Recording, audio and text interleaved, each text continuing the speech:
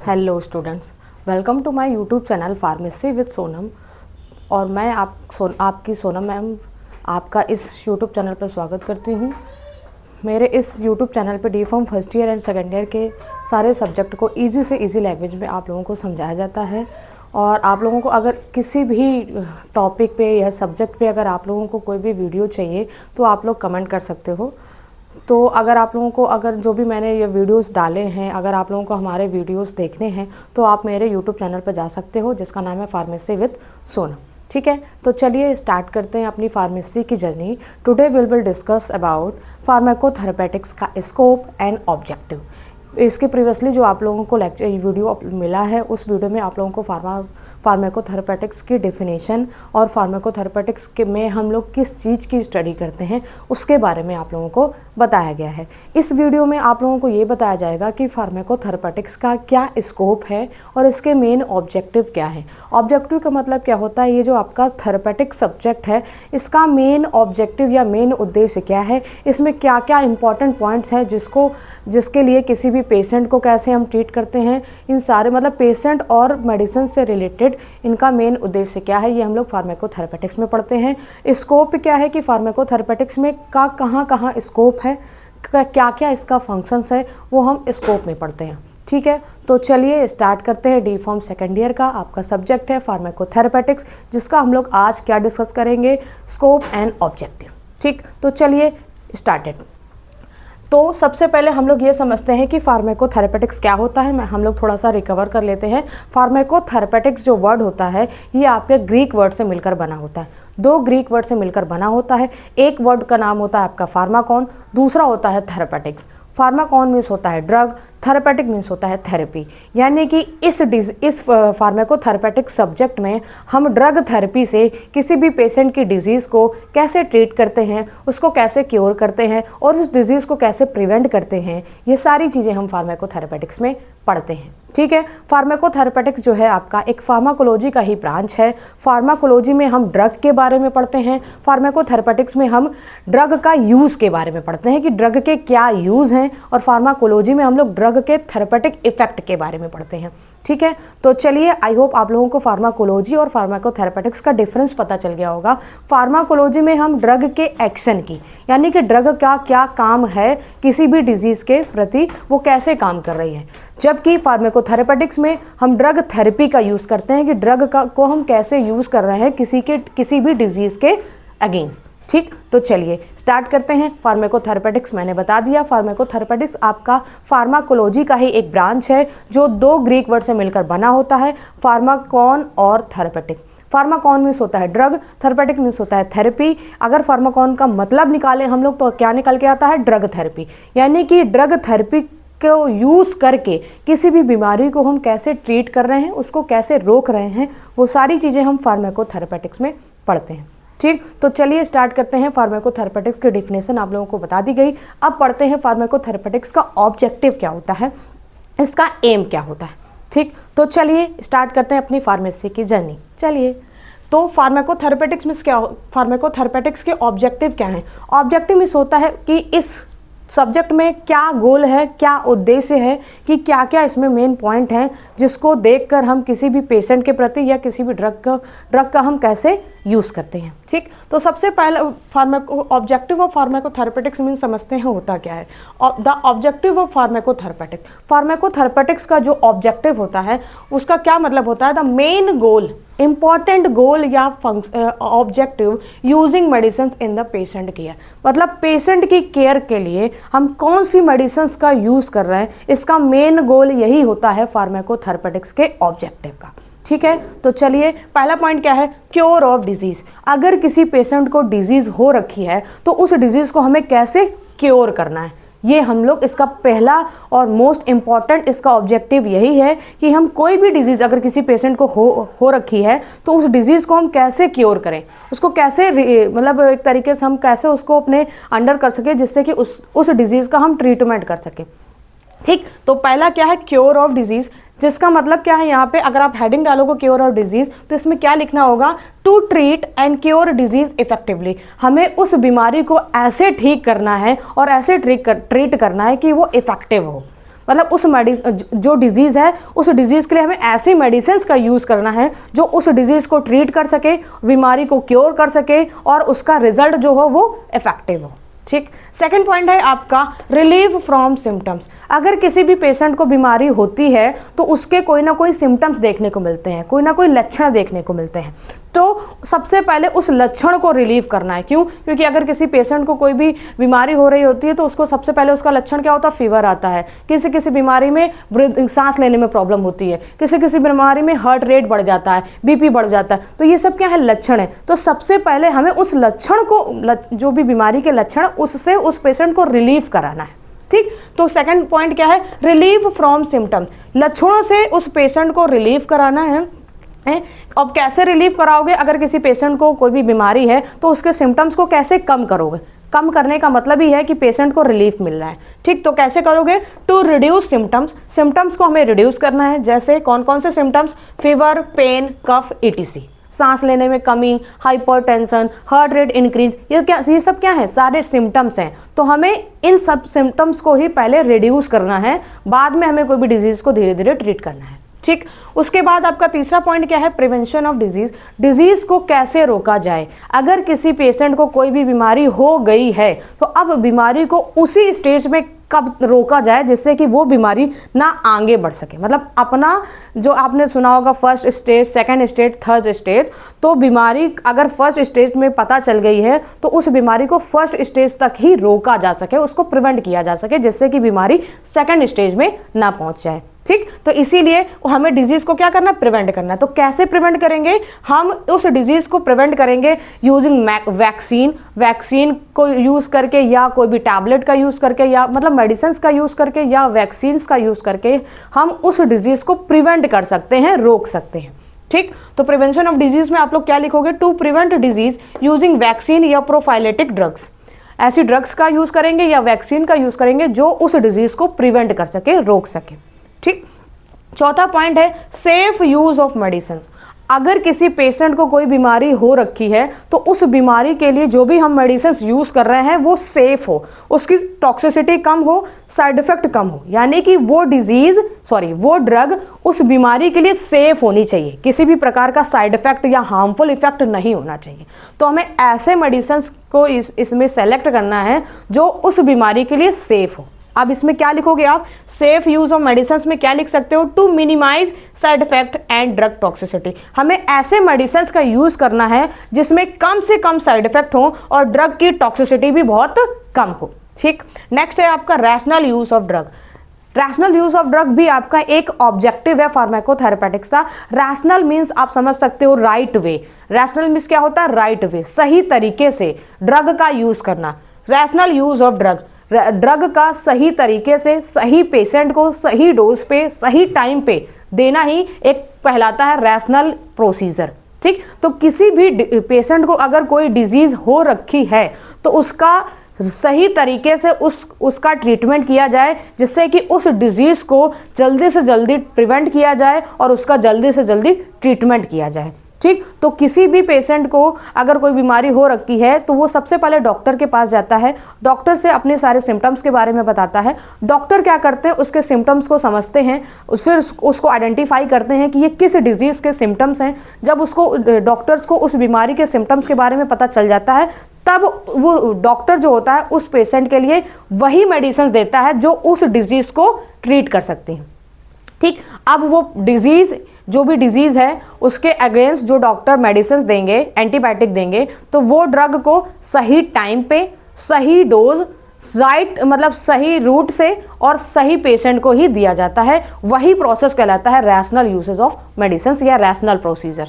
Rational procedure मतलब क्या होता है? देख लेते हैं। Rational use of drug to ensure, हमें ये इंश्योर करना है कि जो भी पेशेंट को ड्रग दी जा रही है, जिस भी डिजीज से रिलेटेड दी जा रही है, वो राइट ड्रग हो, सही ड्रग हो, राइट डोज मतलब सही डोज हो, राइट टाइम मतलब सही समय पर, एंड राइट पेशेंट को दिया जाना चाहिए। यही प्रोसीजर कहलाता है rational procedure.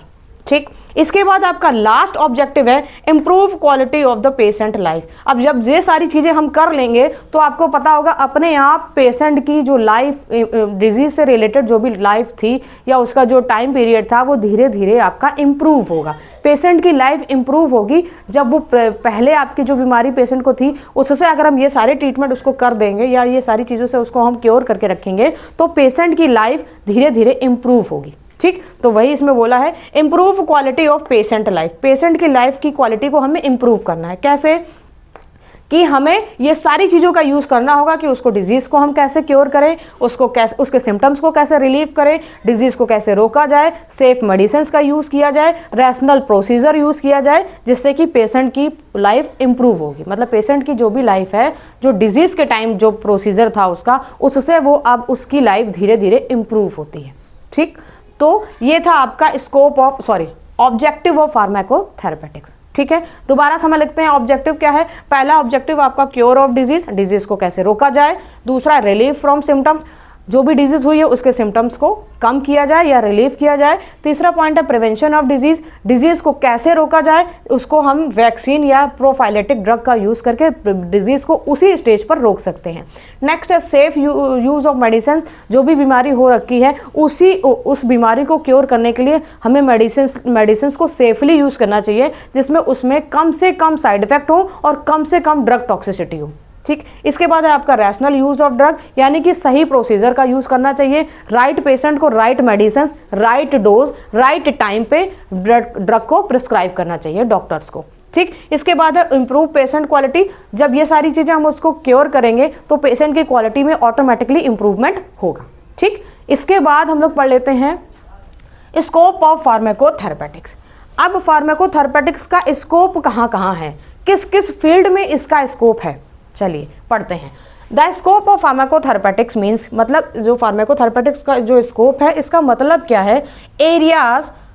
Areas and function where medicine are used. ऐसे एरियाज जहाँ पे मेडिसिन या ऐसा काम जहाँ पे मेडिसिन का यूज किया जाता है, वही लिखा हुआ है देखो। द स्कोप ऑफ फार्माकोथेरेपेटिक्स मीन्स, फार्माकोथेरेपेटिक्स के स्कोप का मतलब क्या है? द एरियाज, वो एरियाज एंड फंक्शंस, और वो कार्य वेयर जहां मेडिसिन आर यूज्ड, मेडिसिन का यूज किया जाता है for the treatment and prevention of disease. Disease को ट्रीट करने के लिए, प्रिवेंट करने के लिए ऐसे बहुत से एरियाज होते हैं या ऐसे बहुत से काम होते हैं जिसका यूज करके किसी पेशेंट की डिजीज को प्रिवेंट किया जा सकता है या उसको ट्रीट किया जाता है।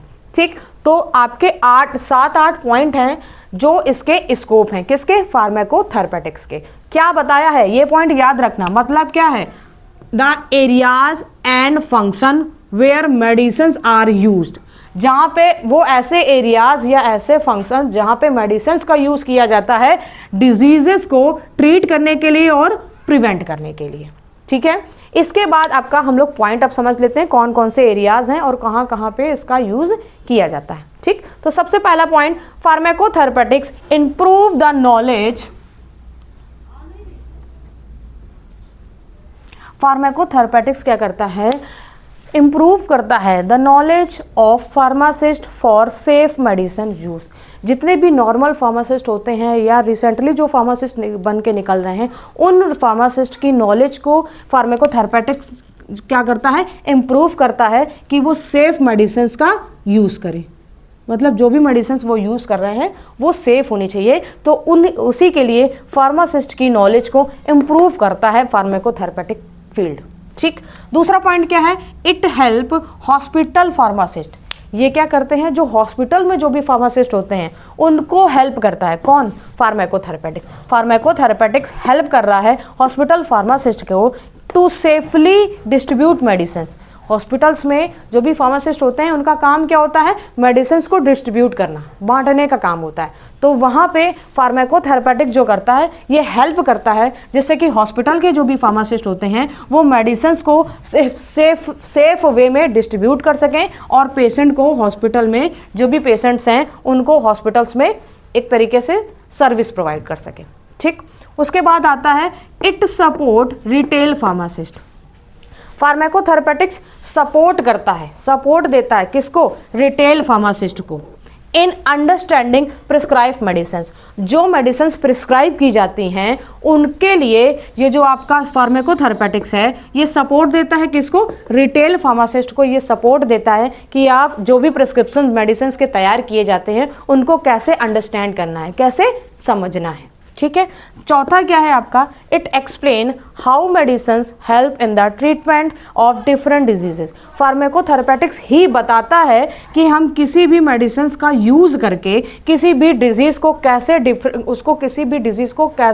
डिफरेंट वे में उसको हम ट्रीट कर सकते हैं। तो यही लिखा हुआ है इट एक्सप्लेन, इट मतलब क्या, फार्माकोथेरेपेटिक्स। फार्माकोथेरेपेटिक्स एक्सप्लेन कर रहा है हाउ मेडिसिन्स हेल्प, कि मेडिसिन्स कैसे हेल्प कर रही हैं किसी भी डिजीज़ को, अलग अलग डिजीज़ को ट्रीटमेंट करने में मेडिसिन्स कैसे हेल्प करती हैं, ये कौन बताता है, कौन एक्सप्लेन करता है, फार्माकोथेरेपेटिक्स। ठीक। पांचवा पॉइंट है आपका इट हेल्प स्टूडेंट्स। ये फार्माकोथेरेपेटिक्स क्या करता है, स्टूडेंट की हेल्प करता है। क्या हेल्प करता है, understand and pathophysiology of common disease. ये स्टूडेंट्स को एक्सप्लेन करता है, बताने की कोशिश करता है कि हम कैसे किसी भी कॉमन डिजीज की पैथोलॉजी को अंडरस्टैंड कर सके, समझ सके। ठीक। इसके बाद आता है 6वां पॉइंट, इट प्रोवाइड नॉलेज। फार्माकोथेरेपेटिक्स क्या देता है, नॉलेज प्रोवाइड करता है किसको, on how disease can be management with the drug.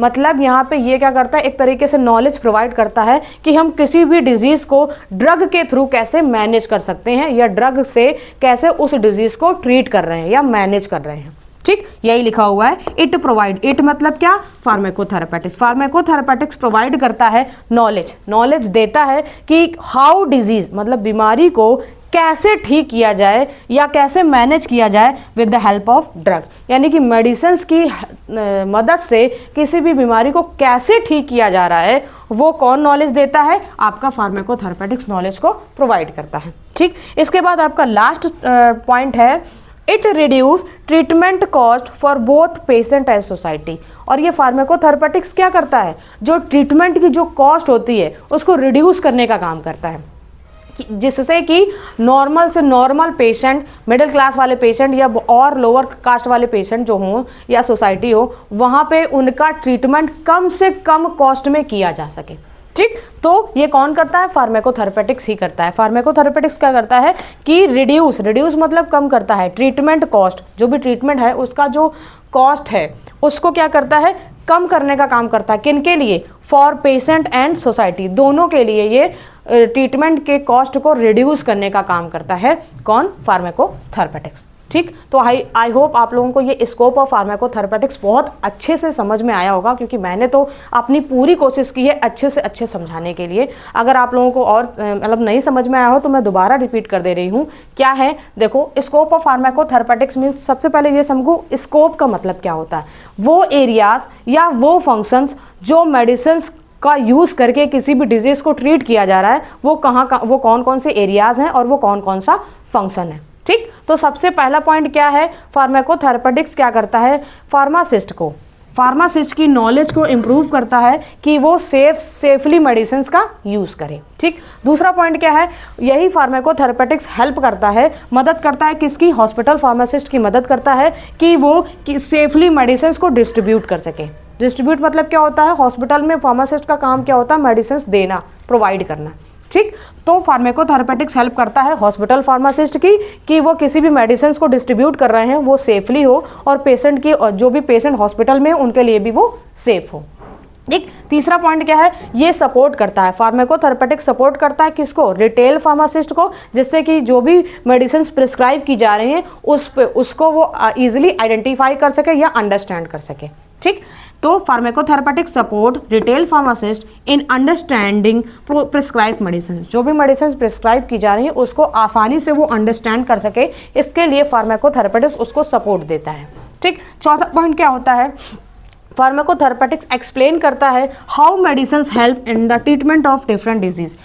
फार्माकोथेरेपेटिक्स ये बताता है, ये डिस्क्रिप्शन देता है कि कोई भी ड्रग का यूज़ करके हम किसी भी डिजीज़ को, अलग अलग डिजीज़ को कैसे ट्रीट कर रहे हैं उसमें ये हेल्प करता है। 5वां पॉइंट क्या है, इट हेल्प स्टूडेंट्स, जो न्यूली बी फॉर्म या डी फॉर्म के स्टूडेंट्स होते हैं उनको भी फार्माकोथेरेपेटिक्स क्या करता है, हेल्प करता है कि वो किसी भी पैथोलॉजिकल कॉमन डिजीज की पैथोलॉजिकल को आसानी से ईजिली भाषा में अंडरस्टैंड कर सकें। ठीक, इसके बाद आता है आपका 6 point, it provide knowledge on how disease can be management with the drug. Pharmacotherapeutics क्या करता है, फार्माकोथेरेपेटिक्स नॉलेज प्रोवाइड करता है जिससे कि जो भी मेडिसिन यूज़ की जा रही हैं वो ड्रग के थ्रू कैसे, मतलब जो भी मेडिसिन यूज़ हो रही हैं या जो भी डिजीज़ हैं उस डिजीज़ को ड्रग से कैसे मैनेज किया जा रहा है। It provide knowledge on how disease can be manage with the drug, ये नॉलेज प्रोवाइड करता है जिससे कि किसी भी डिजीज़ को कैसे मैनेज किया जाए ड्रग के थ्रू।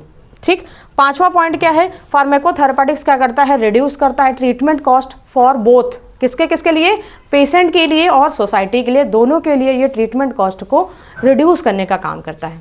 ठीक है, तो आई होप आप लोगों को ये वीडियो और ये आपका स्कोप एंड ऑब्जेक्टिव फार्माकोथेरेपेटिक्स का समझ में आ गया हो। तो आप लोग भाई वीडियो को शेयर नहीं करते हो, प्लीज़ शेयर करिए, सब्सक्राइब करिए, फॉलो करिए, जिससे कि आप लोगों के साथ साथ दूसरे व्यक्तियों को भी जो भी चीज़ समझ में नहीं आ रही है उसको आसान से आसान भाषा में समझ आए। और आप लोग सच में वीडियो को सपोर्ट नहीं, शेयर नहीं कर रहे हो ना सब्सक्राइब कर रहे हो, क्योंकि देखो ज़्यादा से ज़्यादा शेयर करोगे तो हम ज़्यादा से ज़्यादा वीडियो को बनाने की मतलब पूरा कोशिश करेंगे, क्योंकि आप लोग कमेंट करिए अगर जिस भी टॉपिक पे आपको चाहिए वीडियो तो हम उस टॉपिक पे आपको वीडियो बना दिया करेंगे। तो प्लीज़ शेयर करिए एंड सब्सक्राइब करिए दिस चैनल और thank you watching this video. Thank you.